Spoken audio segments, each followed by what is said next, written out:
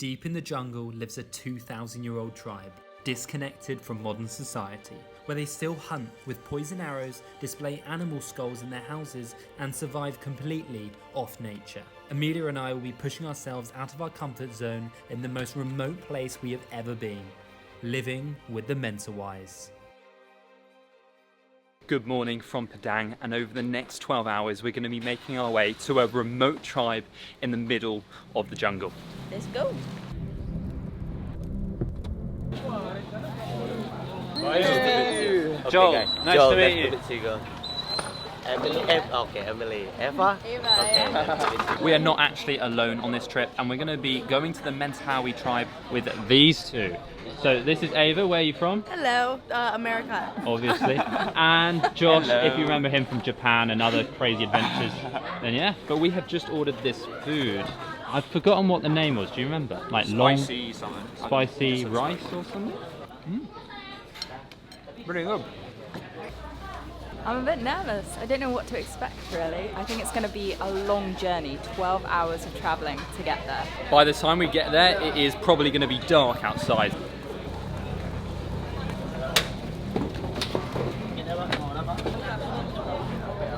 We have just left Padang, and for the next 6 hours we'll be on top of this ferry. Hopefully it doesn't get too wavy, because after our last experience in Labenki, we're being put off a little bit, haven't we? I'm terrified of the waves. They don't look too big so far. And we are on a much bigger boat.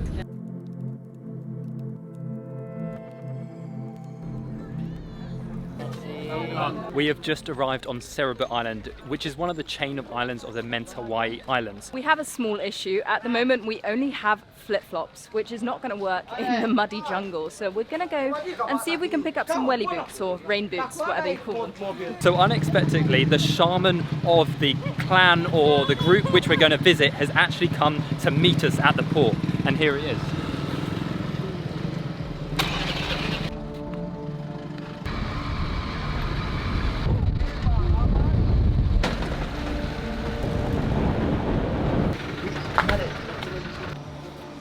Hopefully, in this little town of Siberut, we can find some Wellington boots so we don't get too muddy in our flip-flops. Otherwise, we're screwed.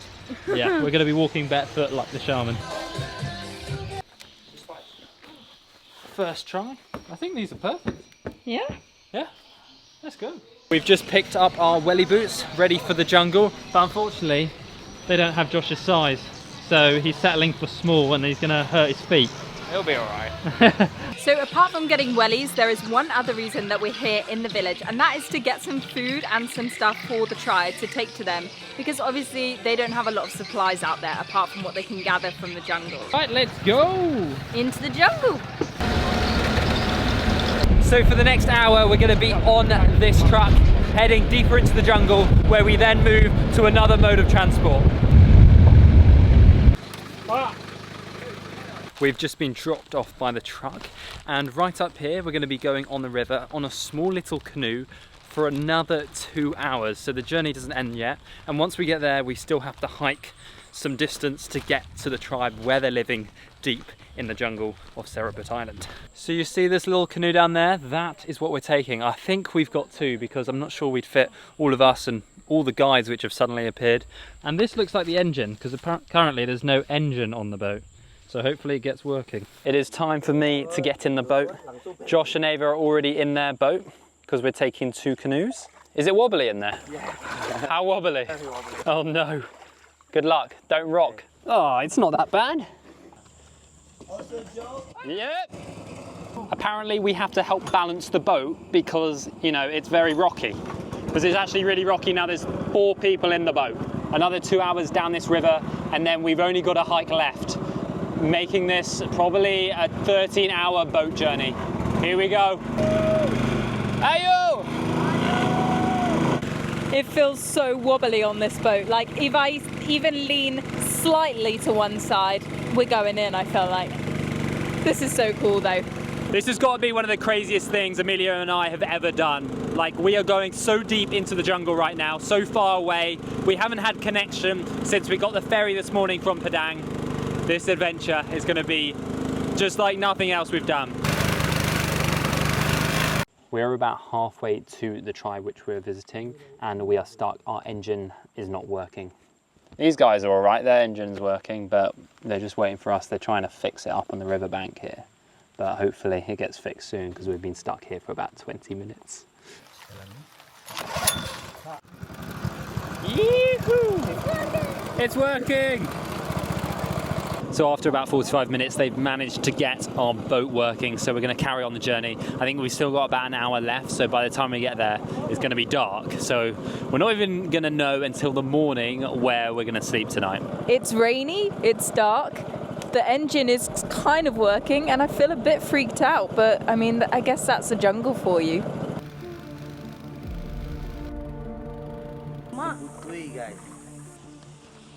So we just had to walk through a river, and Amelia's going to show you how muddy it is. Oh no. Oh my gosh. It's not actually mud though, it's just water at the moment. I think we're now in the village. We're just going to find the Longhouse where we're staying in, I think.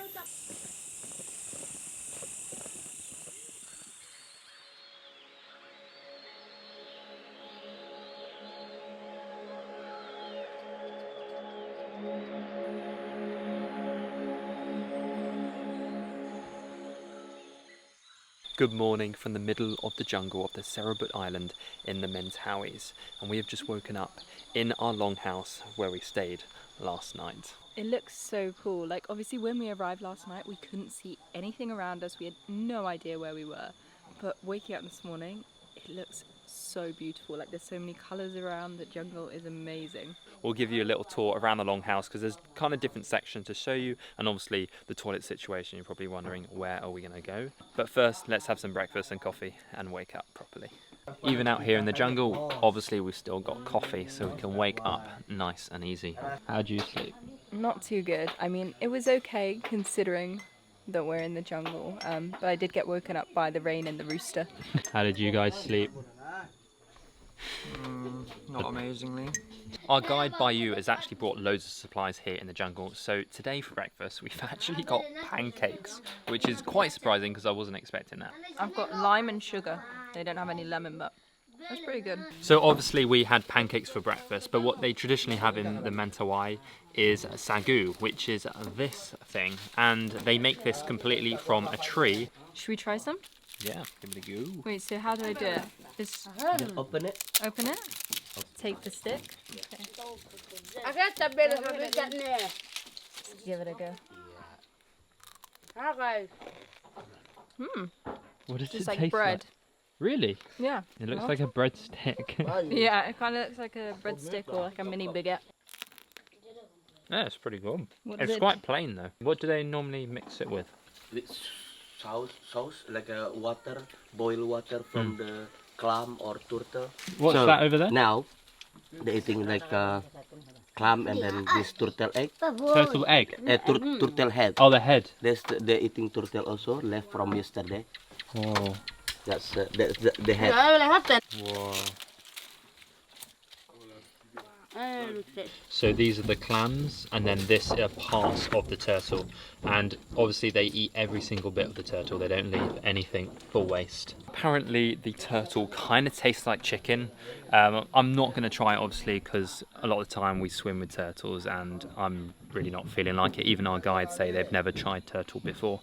But it is just naturally what they eat. It's in abundance here. It's not this tribe which actually like kills them and catches them, because they actually live in the jungle, so they're more like hunting other stuff like monkeys. They use and trade it with chickens with other people in Siberut village where we were.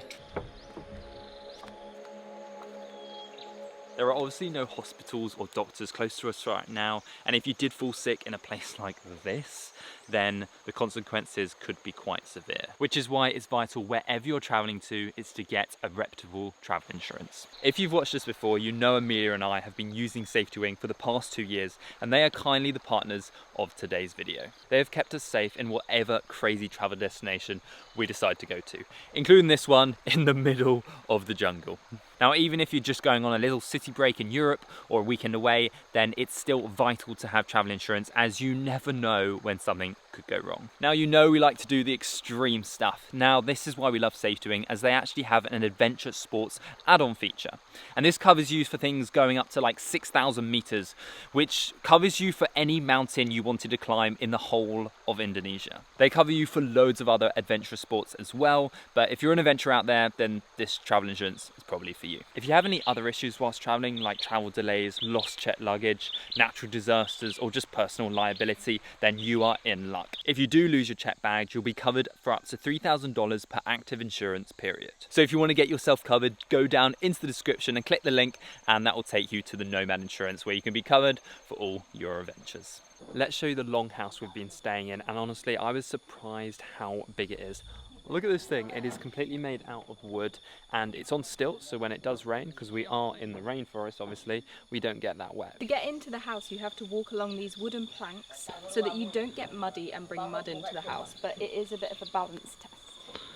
This is an Uma, also kind of like a longhouse, and it's split into 3 sections, and we'll walk through the house and kind of show you the different sections. So this large area is the common area, and this is where they do things like talking, smoking, eating, and right at the front of the Uma, the longhouse, is where they have all the animals they've killed for ceremonies. So mostly all along the top you can see these pigs, and these is what they have for ceremonies like weddings or any ceremony. So on this wall there are lots of different things. So the shaman of this house actually kills a lot of monkeys to eat, so that's why he's kind of got a monkey on the wall, and he's also got a monkey tattoo on his leg. Or whenever they buy a turtle or trade for a turtle, they put the shell up there. So we are now into the second section of the Uma, and this is basically the sleeping area. So this is where all the men sleep, not where the women sleep. The children can actually sleep in any area of the house, and even up here on this like upstairs kind of section. So in this area, in the sleeping area, they have all the animals which they've hunted. And so most of these are actually monkeys, and they put them all in here. And it's because of the soul kind of stays with the monkeys. This is where we've been sleeping for the past few nights. So this is our bed, and this is Josh and Ava's bed. We have kind of a mosquito net, which is helpful because there is malaria here. Then we have this bamboo mat to sleep on, and we also have a small inflatable mat, but we only have one between us, so doesn't really do much. And it kind of deflates in the night as well, doesn't it? Yeah, it keeps deflating in the night, so Joel keeps having to pump it back up. It's not the most comfy night's sleep I've ever had, but it will do. Obviously we are in the jungle, so there's not a lot of bedding, but we are using packing cubes as pillows, which works quite well. And then we've got little blankets for extra padding, and then our little microfiber towels are our blankets. This is how we are sleeping at the moment. Basically with the sleeping mat going sideways so that we both get some comfort on our hips. Yeah, because the hips is the part that hurts when you're sleeping on the ground, trust me. Yeah, you'll know that if you've slept on the ground before. My back's a bit sore, to be fair. So through to the third section of the house. This is actually where the women sleep, and also the kitchen area. And as you can see, there is lots of chickens kind of walking around. You get chickens, dogs, cats, whatever animal, they're all here. And out the back here is the path to the toilet, but it's a bit of a wobbly path, so you got to watch your step.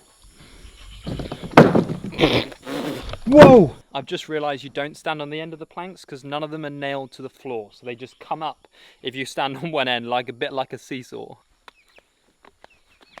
Our expectations of the toilet before we came here were quite low. I have to say I'm actually impressed because we have a proper squat toilet. Come in here. And here we are, the throne. Look at that.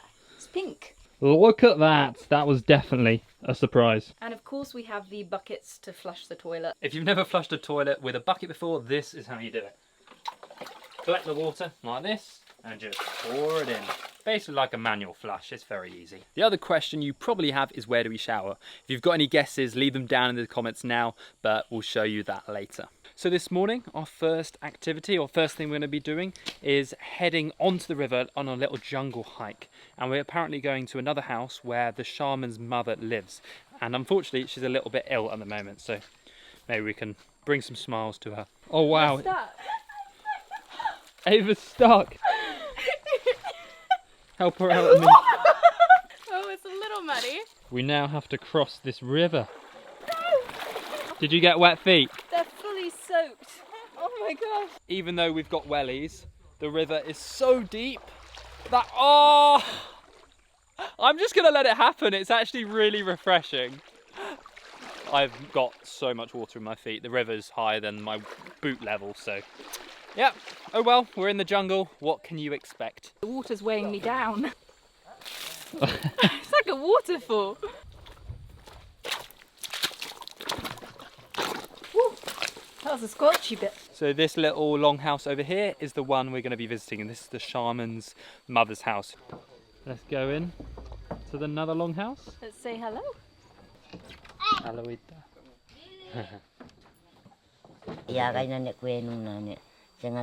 The shaman's mum told us that she was struggling to walk, with pain in her legs, and living such an isolated life means they have no medical care.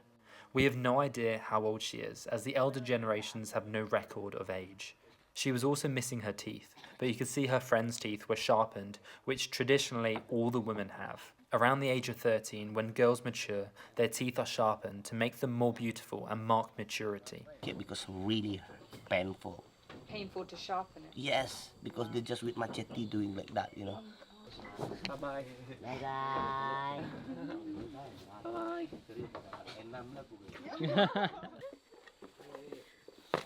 We're now going to be going deeper into the jungle to do something pretty exciting. I've never done this before, but the shaman's going to show us what we're doing. Watch out for spiders, Amelia. Oh no. I wore my hat to protect me. It has got so much hotter since we've suddenly entered this dense forest. It's like the humidity is just like tripled. I'm starting to sweat so much. Oh, this is definitely I'm stuck. Why am I stuck? Hold still. This is the thickest jungle we've been to. Like, we've been to the Amazon, the Borneo, but this is so wild, just literally so far out here. I can't believe it. They must have just like mashed through with a machete. I'm actually amazed how little insects are here. I feel like I should have mosquitoes or spiders all over me, but there's nothing that I can see. Now that we're deep in the jungle, we're going to be setting a trap. Probably for a pig, but I guess whatever just falls into the trap. The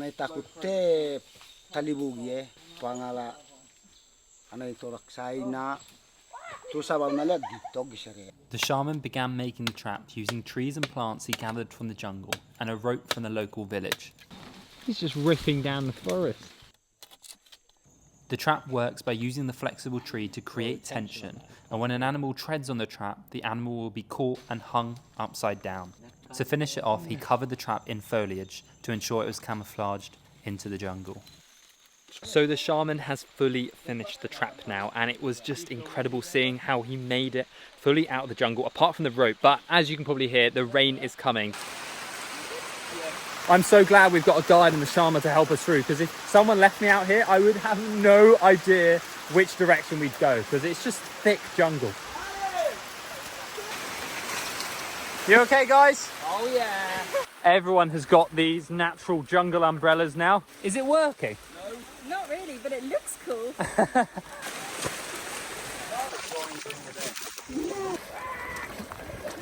Oki is just cutting down some sugar cane for us to like munch on, so we can have some sugar. You got the sugar cane? The collie? We are in the dry now, but Oki has just cut up some sugar cane. I've tried it before, but I don't think the others have. How much do you like sugar, Ava? I love sugar. So this is going to be right up your street. This is perfect. Ava's first time trying sugar cane. Mhm. Yeah? Yeah, we're gonna need more of that. That's great.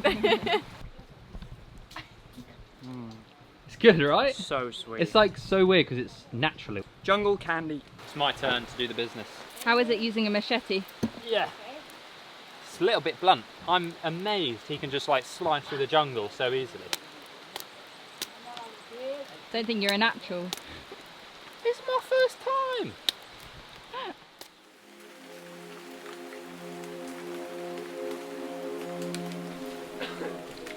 It's been raining so much today. Now the river is even deeper than this morning, so this could be quite fun. Oh, yeah, it's definitely deeper. My knees are under the water, and it is quite a strong current as well. It's so deep. This afternoon we are going into the jungle once again, and there's also something which I'm a little bit nervous about, and it's trying shrubs or worms inside the sagu plant. What they're doing currently is chopping it up, and they find these worms, grub things, and apparently they eat them. Oh, oh no! So he's just found a grub. Look at that. I'm not sure I should eat that. Oh, look at that! That's horrible. Oh, is that? Surely that will make me ill. I'm not sure I can eat that.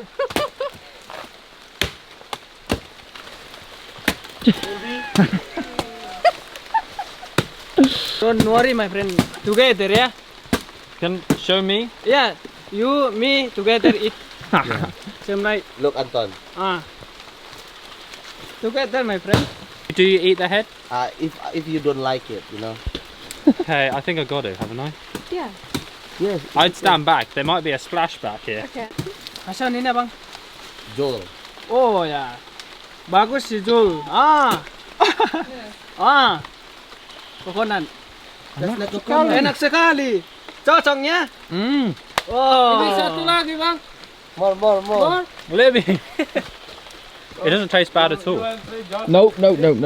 Genuinely, it doesn't taste bad. It doesn't taste bad at all. I can eat another one. Oh, that looks disgusting though.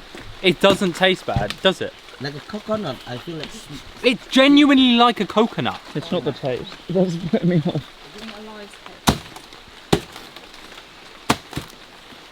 Sudah dua. That has got to be one of the most weirdest things I've ever eaten. Just the movement, it was kind of really off-putting, but once you kind of bit into it, it just tasted a bit like coconut. We probably found about 30 or 40 of those grubs, and we put them in the bag, and we're going to bring them back and cook them up for dinner. And hopefully the others are going to try some because they didn't want to try the live ones. But I think once they're grilled or like cooked, I think they'll be quite good.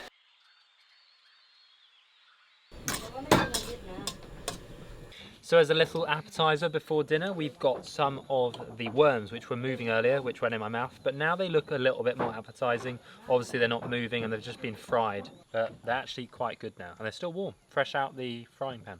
Who's going first out of you three? Because someone's gonna have to. Josh? I think Josh is gonna be the brave one. So here's your plate of appetizer. Good luck, buddy. He's got the water ready. Let's take that away. No! You can't take that away from me. Honestly, they're really not that bad. And I'm not just saying that. Smell them. They don't even smell bad. Yeah, but they look bad. I want a fried one. Are you sure it's like I can eat this? Yeah. Well, I'll check my diarrhea later.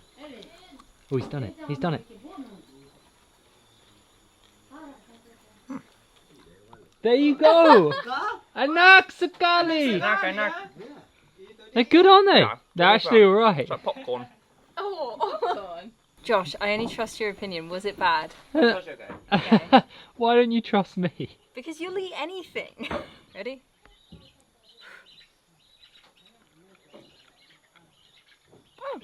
It's fine. Come on, Ava. I can just imagine where we're all tricking Ava into eating something horrible. This one. Cheers, everybody. Oh, okay, that's not bad at all.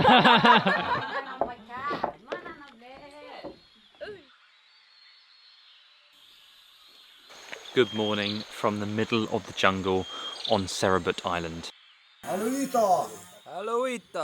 One of the unique things about the Mentawais is the way they hunt with poison. And today we're going to learn how they do this. They actually use these poison darts. I'm going to show you how they make the poison darts using all natural ingredients and what they've been doing for like the last 1,000 years. To make the poison you need 3 ingredients. One of them is chili, the other one is root of a tree, and the other one is skin of a different tree. The 3 different ingredients aren't poisonous by themselves, but when mixed together and they go into your bloodstream or a monkey's bloodstream, they can kill a monkey in like 3 minutes. But as long as it doesn't go into our bloodstream, you're going to be all right. I think he said we could try like a little bit, but I'm not Maybe sure. you do that. I'm going to stay out of that.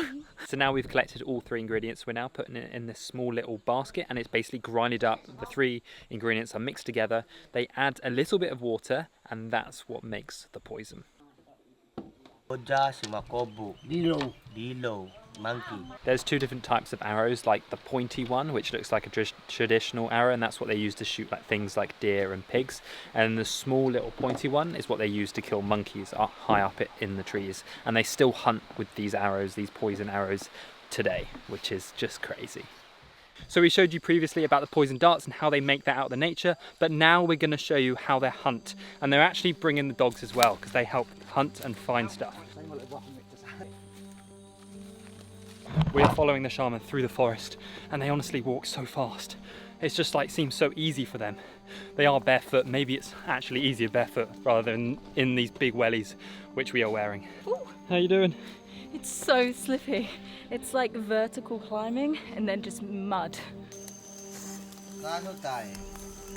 One of the things is, at the moment it's not fruit season, and during fruit season the monkeys and all the animals come closer to like the village and the house where we're staying. But at the moment it's not, so they're normally deeper into the jungle.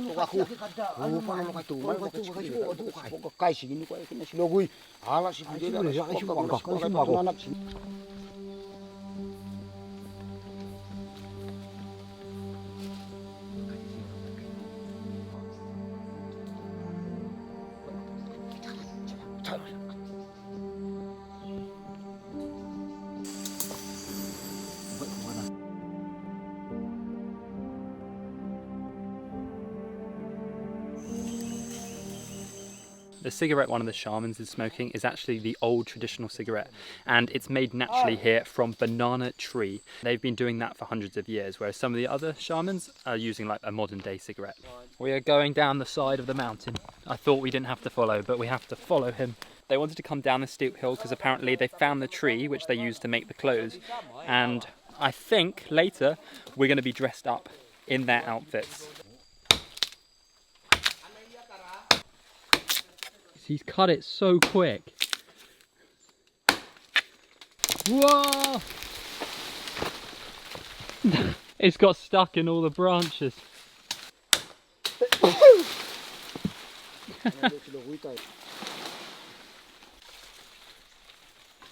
Once the shaman brought the tree trunk on top of this ridge, they then started like cutting the bark off. But it's like the second layer of the bark, and then they were hitting it with the like just another branch just to make it really soft. And so that's what we're going to be putting on later. So wait for the big reveal. Oh, it feels so soft. Feel it? Yeah. Whoa, and it's like super stretchy. So this is mine apparently. This is my little bit of clothing that I'm going to be wearing. It actually smells really good. It kind of smells sweet. I wasn't expecting that. This is mental. I love it.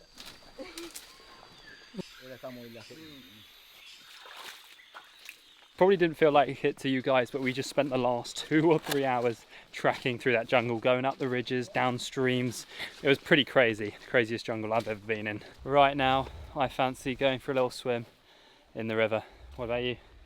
I need a swim. I feel so sticky and horrible right now. I'm so sweaty, like so muddy. Oh my gosh. But the funny thing is, the shamans and like the guys, they don't even look like they're sweating. It's just like a little daily walk for them.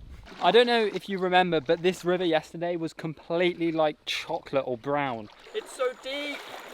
And now it's so clear. It's just crazy how quickly it changes in less than 24 hours. One of the shaman is going to climb the coconut tree, and it's honestly so high. Look at him. He's just flying up there already. He's zooming up.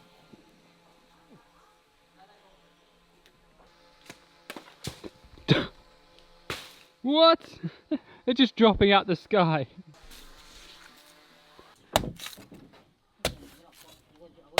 Let's give this coconut a go. Wow, that's so fresh. That's so nice after this sweaty long hike. And it looks like the dog wants some as well. Angie? I want the coconut. This is so good. After that coconut and the hike, it's finally time to go have our shower in the river. I'm going to go straight in the river with my clothes on just because everything's so sweaty. And I feel like if it doesn't rain, it will dry off. But here we go. Oh, that's so good. Come on, guys. Are you just going to watch me? Are you going to come in? That's so nice. Kind of feels weird in clothes though. Yeah. It's really weird. I'm not sure I like that. We can do. That's what I meant, something like that. Now we're going to have the chance to see the shaman shoot his bow and arrow. So he's not going to use any poison because we obviously don't want to hurt anyone, but he's just going to show us like down the path near the Uma, the longhouse we're staying in, how he does it. Oh, very good. So he was aiming for the coconut and of course he hit the coconut. Very good. Yeah. Masura bagata. This is so tight. Strong, yeah? Very, very strong. Okay. Again. Wow. Okay. Okay. Sabi, dua, talo, semangat. Very good. I hit the coconut. You got it. Masura Good bagata. magic. My teacher. Yes. Look, I also hit the coconut. Second time. You Just got about. it. Good magic. Luck. Well done.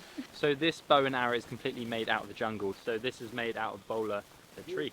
And I can't believe how taut this is. If you've ever used like a normal like bow and arrow, this is so much more taut. So you don't even have to pull it back far and it just fires. You see a little indentation of the arrow? That's how they put it in here. So cool.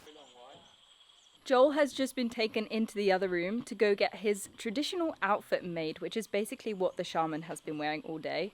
So I think he kind of just has to get naked in there and they'll dress him up. We'll see the results soon. Are you ready? Whoa! Oh my gosh. Wow. Very good. Very good. Very good. Honestly, this is a new outfit for me. I've never really tried it out and it is quite tight, you know where. Anyway, it's pretty cool. I'm feeling like the real deal right now, the shaman. How are you feeling, Josh? I love it. This is definitely going in the wardrobe. Yeah, we'll be back in Bali wearing this very shortly. We spent our last evening learning more about the traditions and their unique way of life. Living with the Mentawais will be something we will never forget, an experience so different and far from home. If you did get this far, please hit the subscribe button so we can keep sharing these travel stories with you, and we will see you in the next video.